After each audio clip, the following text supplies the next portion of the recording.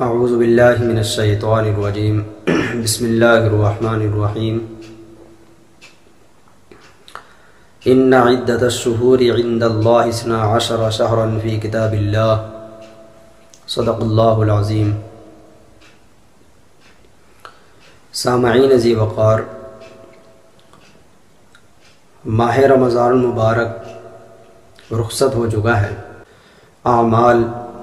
روزے، تراویح اور صدقہ و خیرات کیا ہے۔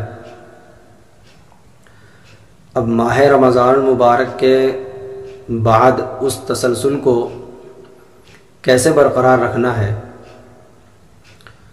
اس پر نہایت ضروری بات یہ ہے، اللہ کے لاڈلے نبی امام الانبیاء سرور کون و مقام صلی اللہ تعالیٰ علیہ وسلم کا ارشاد ہے کہ جب رمضان المبارک رخصت ہوتا ہے تو پھر شیاطین کو اسی طرح آزادی مل جاتی ہے جس طرح ماہ رمضان سے پہلے۔ ہمیں اس سے کیسے پرہیز کرنا ہے اور کیسے اس کو ہار دینی ہے، تو اس کا سب سے اصل طریقہ جو ہمارے بزرگان دین کا ہے وہ ہے اتباع سنت۔ جب اتباع سنت زندگی میں ہوگی تو شیاطین کو خود بخود شکست ہو جائے گی،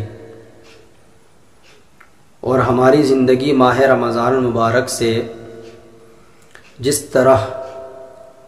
پہلے تھی اعمال والی زندگی، ویسے ہی وہی زندگی پھر ہماری بن جائے گی۔ ماہ رمضان شریف کے اندر اگر ہم قرآن کریم کا ایک پارہ تلاوت کر رہے تھے تو اہتمام کرنا چاہیے کہ 4 رکوع 3 رکوع کم از کم روزانہ پڑھیں، اور اگر حافظ قرآن ہے ماہ رمضان میں 5 پارے 6 پارے معمول ہے تو غیر رمضان میں 2 پارے یا 1 پارہ کم از کم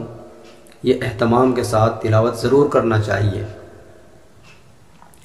اور غیر رمضان ہو یا رمضان شریف ہو، سب سے اہم عمل جو ہے وہ فرائض اور واجبات کا ہے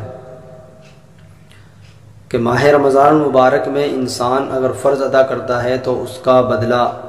70 فرضوں کے برابر ہے، لیکن غیر رمضان میں بھی فرائض معاف نہیں ہوتے ہیں، وہ ادا کرنے ضروری ہیں، وہ واجب ہیں، ان کو ادا کیے بغیر چارہ کار نہیں ہے۔ تو حضور پاک صلی اللہ تعالیٰ علیہ وسلم کا ارشاد ہے، من صام رمضان ثم اتبعہ 6 من شوال کان کصیام الدہر کلہ، کہ جو شخص رمضان شریف کے روزے رکھے اور اس کے بعد شوال کے مہینے میں 6 روزے مزید رکھے تو وہ ایسا مانا جائے گا جیسا کہ سارے سال اس نے روزے رکھے ہوں۔ اتنا بڑا اجر ہے غیر رمضان کے متعلق فرمایا۔ اب اگر ہم ان روزوں کا اہتمام نہیں کر سکتے تو اس بات کا ضرور اہتمام کرنا چاہیے کہ ہم سے ہرگز اللہ تعالیٰ کے فرائض، واجبات، ذکر،